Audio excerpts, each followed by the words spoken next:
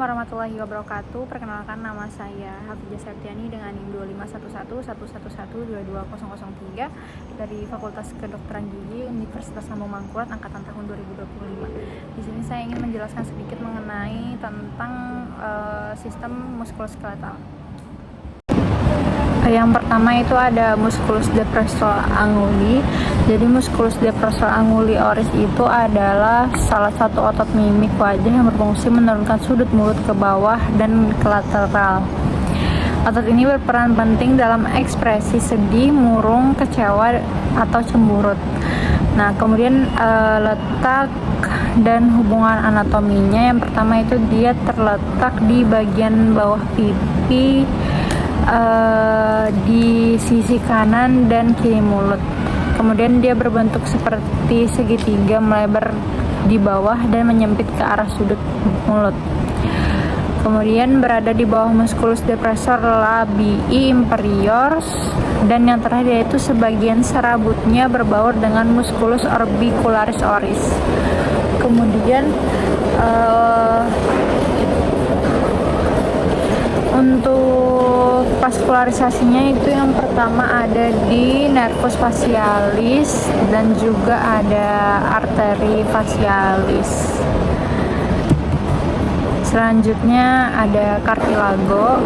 Cartilago adalah jaringan ikat khusus yang tersusun dari sel kondrosit yang berada di dalam lakuna dikelilingi matriks ekstraseluler yang kayak kolagen dan elastis.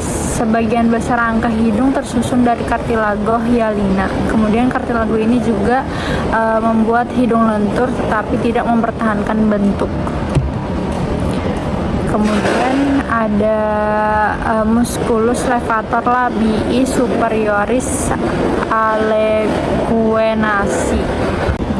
Oke, jadi musculus levator labii superioris alecuenasi itu adalah otot mimik wajah yang berfungsi mengangkat bibir atas dan melebarkan sayap hidung. Nah, otot ini berperan penting dalam ekspresi wajah dan membantu pernapasan. Jika kita berbicara mengenai letak, itu dia terletak di wajah bagian anterior, kemudian berada di sisi lateral hidung, tepat di bawah orbita, kemudian membentang dari processus frontalis maxillae ke bibir atas dan alanasi, kemudian juga merupakan otot paling medial dari kelompok otot pengangkat bibir atas. Nah, kemudian ada vaskularisasinya, itu ada arteri facialis dan arteri intraorbitalis. Next ada musculus pterygoideus lateralis. Nah, jadi musculus ini adalah otot pengunyahan yang terletak di fossa intratemporalis. Kemudian dia berfungsi menggerakkan mandibula saat mengunyah. Nah, kemudian untuk fungsi lanjutannya itu ada depresi mandibula atau buka mulut, kemudian ada protrusi mandibula, dan juga ada gerakan ke samping kontralateral. Untuk letaknya dia terletak di bagian atas dan lateral dari musculus pterygoideus medialis. Kemudian dia juga horizontal mengarah ke TMJ. Kalau untuk vaskularisasinya sendiri, dia ada arteri maxillaris, kemudian juga ada nervus mandibularis. Kemudian ada musculus buccinator. Jadi musculus buccinator itu adalah otot mimik wajah yang membentuk dinding lateral pipi. Kalau untuk fungsi utamanya, dia membantu mengunyah dengan menekan pipi ke arah gigi dan berperan dalam meniup, kemudian juga bersiul dan berbicara. Untuk fungsi lanjutannya, dia itu ada menekan pipi ke arah gigi, kemudian mencegah makanan masuk ke vestibulum, kemudian juga membantu mengunyah dan juga berperan dalam meniup, bersiul, menghisap, serta juga mendukung artikulasi bicara. Kalau untuk letaknya, dia terletak di dinding lateral rongga mulut di antara maksila dan mandibula. Kalau vaskularisasinya itu ada arteri facialis sama arteria buccalis. Selanjutnya ada musculus occipital. Kalau musculus occipital itu sendiri adalah otot mimik wajah yang terletak di superficial di regio occipital di belakang kepala. Otot ini bekerja sama di musculus frontalis sebagai satu kesatuan musculus occipitalis frontalis yang dihubungkan oleh galea avoneoretica dan juga berfungsi untuk menarik kulit kepala ke bagian posterior. Kalau untuk letak spesifiknya itu dia berada di kulit kepala bagian posterior di regio occipitalis, juga terletak di superficialis tepat di bawah kulit kepala yang menutupi os occipitalis. Kemudian yang terakhir itu dia terhubung ke musculus frontalis melalui galea avoneoretica. Untuk vaskularisasinya itu sendiri dia ada arteri occipitalis. Selanjutnya ada musculus orbicularis oculi. Itu adalah otot mimik wajah yang mengelilingi orbita dan kelopak mata, berfungsi untuk menutup mata secara sadar melalui refleks serta membantu distribusi air mata. Kalau untuk bagian-bagiannya, yang pertama itu ada pars orbitalis. Dia menutup mata secara kuat, misalnya kayak menyipit gitu, seperti itu. Kalau untuk pars palpebralis itu menutup mata lembut atau kayak berkedip. Kalau untuk pars lacriminalis itu membantu aliran air mata ke punstrum lacrimal. Kalau untuk letaknya itu sendiri dia mengelilingi orbita, kemudian juga terletak di superficial di sekitar mata, serta menutupi palpebrata superior dan inferior. Kalau untuk vaskularinya itu sendiri dia ada arteria ophthalmica, kemudian ada arteria facialis sama arteria temporalis superficialis. Selanjutnya ada musculus corrugator supercili. Nah, kalau untuk musculus corrugator supercili itu adalah otot mimik wajah yang berfungsi menarik alis ke medial dan ke bawah sehingga menimbulkan kerutan vertikal di dahi. Itu biasanya tuh kayak menunjukkan suatu ekspresi marah, cemberut atau konsentrasi seperti ini. Kalau untuk fungsinya sendiri tadi selain yang saya jelasin itu ada menarik alis ke medial dan inferior tadi itu, kemudian juga membentuk kerutan vertikal dahi serta untuk menimbulkan ekspresi marah, khawatir dan konsentrasi. Kalau untuk letaknya itu sendiri itu ada di regio supraorbital, kemudian juga dia berada di dalam atau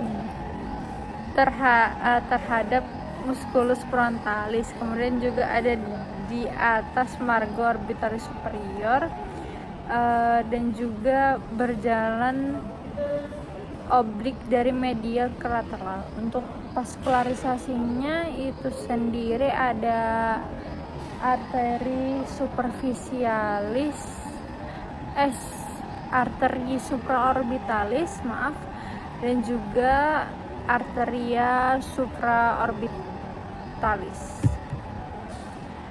Selanjutnya ada musculus levator labii superioris. Nah, jadi untuk musculus levator labii superioris itu adalah otot mimik wajah yang berfungsi mengangkat bibir atas sehingga berperan dalam ekspresi wajah seperti tersenyum, menunjukkan gigi atas, dan ekspresi gigi ringan kayak seperti ini. Tadi fungsinya sudah saya jelasin, saya ulangi itu yaitu mengangkat bibir atas, memperlihatkan gigi atas, dan juga membantu ekspresi wajah.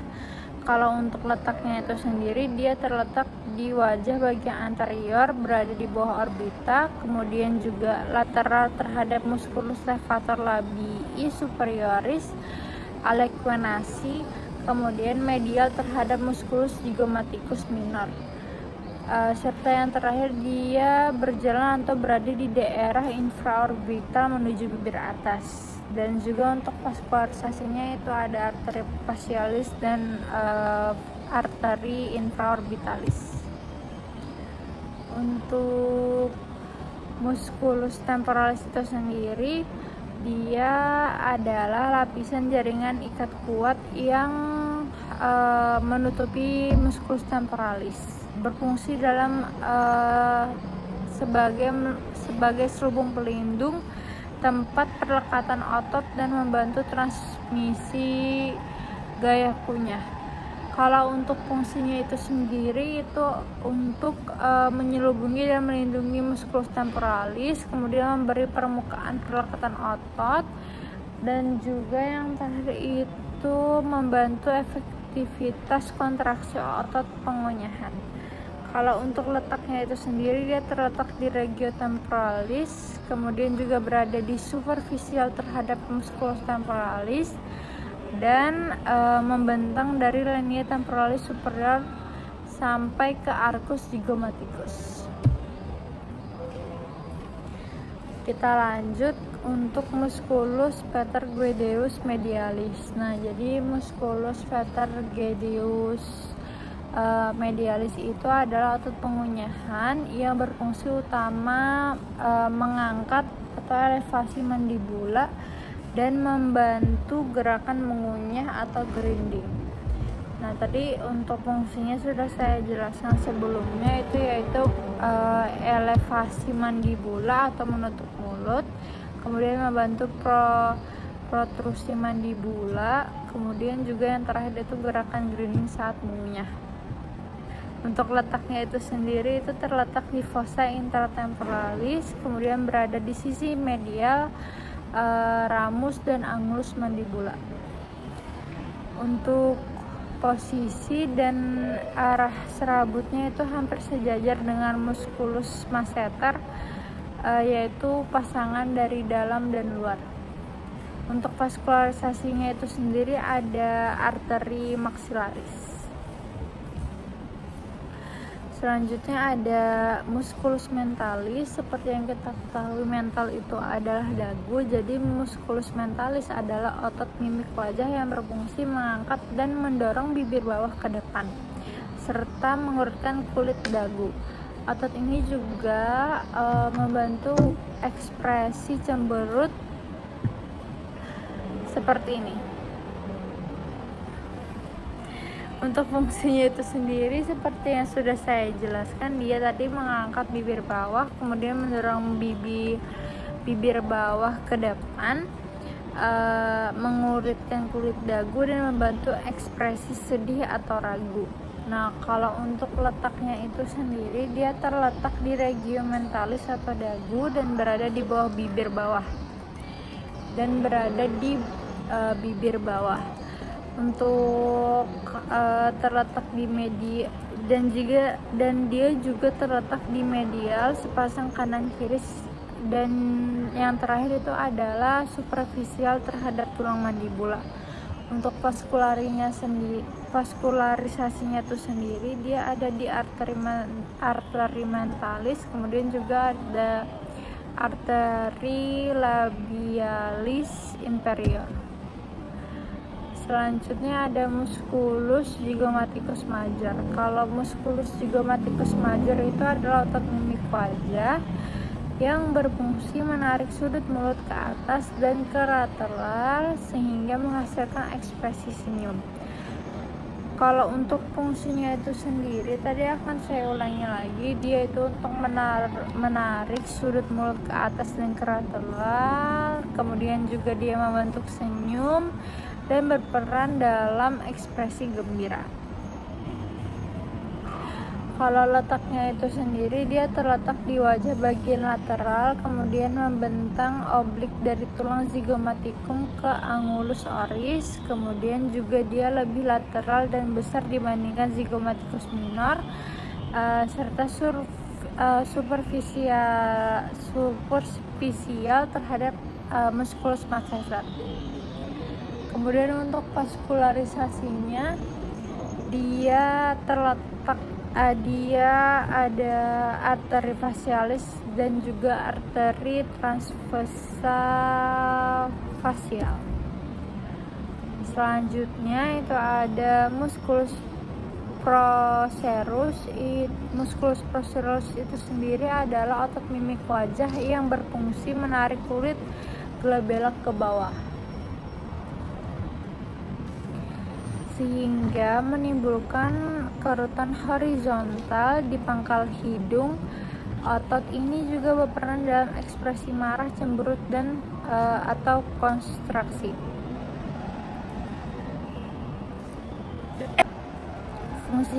Fungsinya tadi itu saya ulangi lagi, itu menurunkan alis bagian media, kemudian membentuk kerutan horizontal di glabella, kemudian juga untuk ekspresi marah atau tegang. Untuk letaknya itu sendiri itu ada terletak di regio glabellaris dan pangkal hidung. Kemudian dia berada di antara kedua alis dan superficial terhadap tulang hidung dan os frontal. Untuk vaskularisasinya itu sendiri itu ada arteri supracochlearis, kemudian ada arteri angularis. Kalau untuk musculus masseter itu ada musculus masseter itu sendiri, seperti yang kita ketahui dia terletak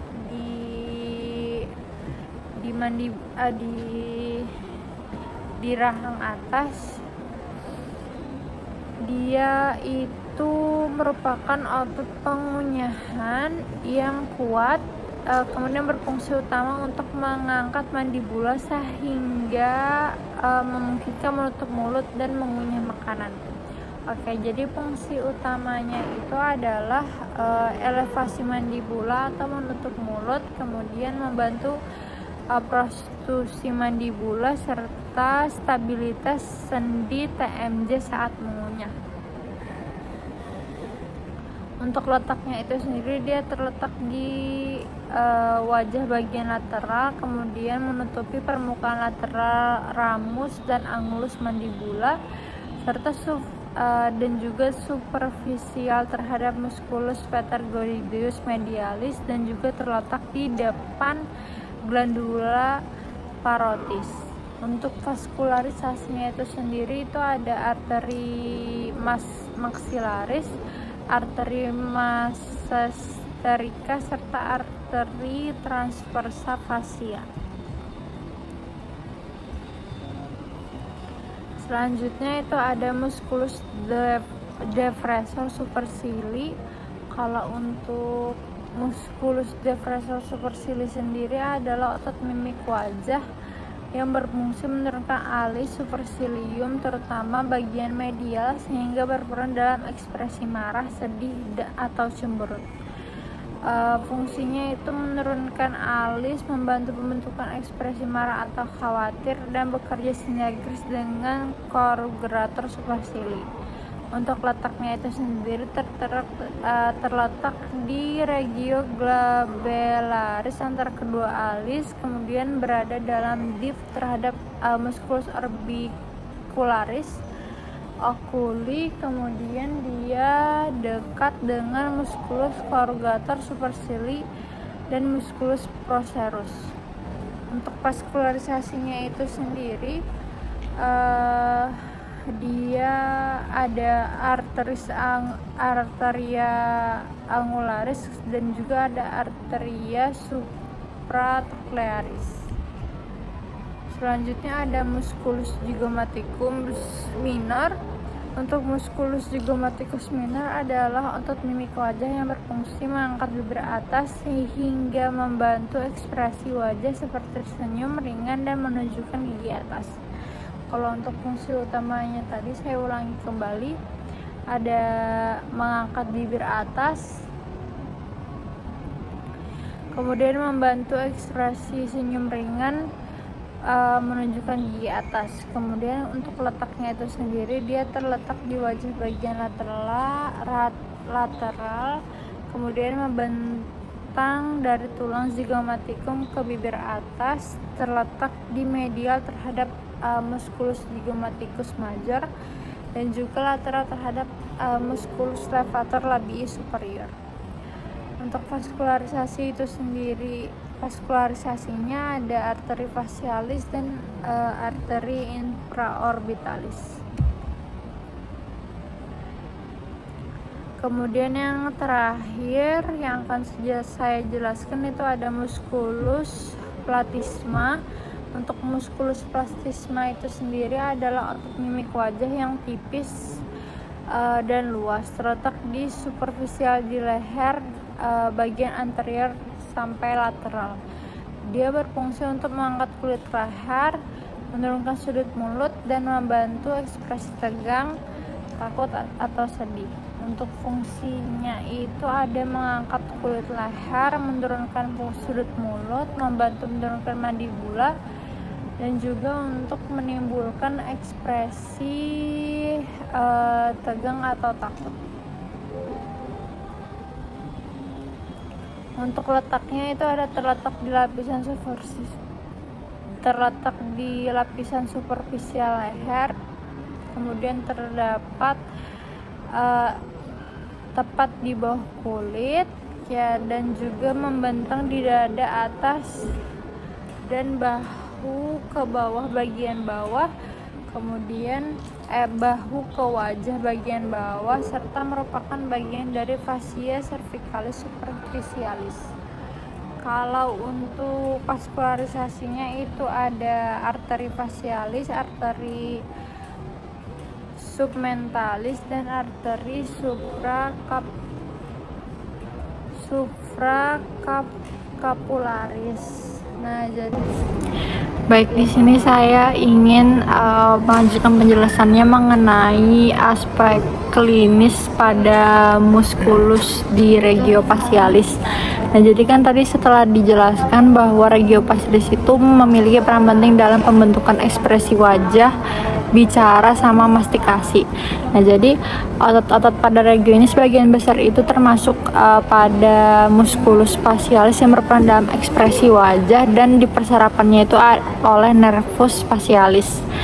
Nah, pada gangguannya di musculus facialis ini tuh sangat berdampak signifikan terhadap fungsi estetik maupun fungsional, sehingga pemahaman aspek klinisnya itu sangat penting pada praktik kedokteran gigi terutamanya juga. Nah, jadi saya di sini akan menjelaskan dulu terkait